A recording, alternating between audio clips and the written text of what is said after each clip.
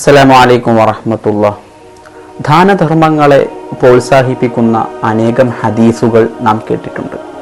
അതിലൊന്നാണ് മഹാനായ ഇമാം ബുഖാരി റളിയല്ലാഹു തആല അൻഹു തൻ്റെ സ്വഹീഹിൽ കൊണ്ടുവരുന്ന ഒരു ഹദീസ്.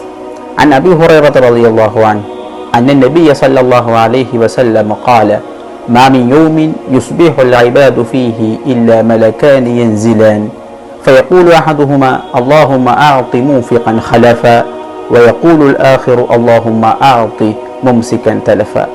മഹാനായ അബൂ ഹുറൈറ റളിയല്ലാഹു തആല അൻഹു നിവേദനം ചെയ്യുന്നു, തിരുനബി സല്ലല്ലാഹു അലൈഹി വസല്ലമ തങ്ങൾ പറഞ്ഞു, എല്ലാ പ്രഭാതങ്ങളിലും വാനലോകത്ത് നിന്ന് രണ്ട് മാലാഖമാർ ഭൂമിയിലേക്ക് ഇറങ്ങുന്നു. അതിലൊരാൾ സന്മാർഗത്തിൽ ചിലവഴിച്ചവന് നീ പകരം നൽകണമേ എന്നും മറ്റേയാൾ ചിലവഴിക്കാതെ പിശുക്ക് കാണിച്ച് പിടിച്ചു വെക്കുന്നവന് നീ നാശം നൽകണമേ എന്നും പ്രാർത്ഥിച്ചുകൊണ്ടിരിക്കും.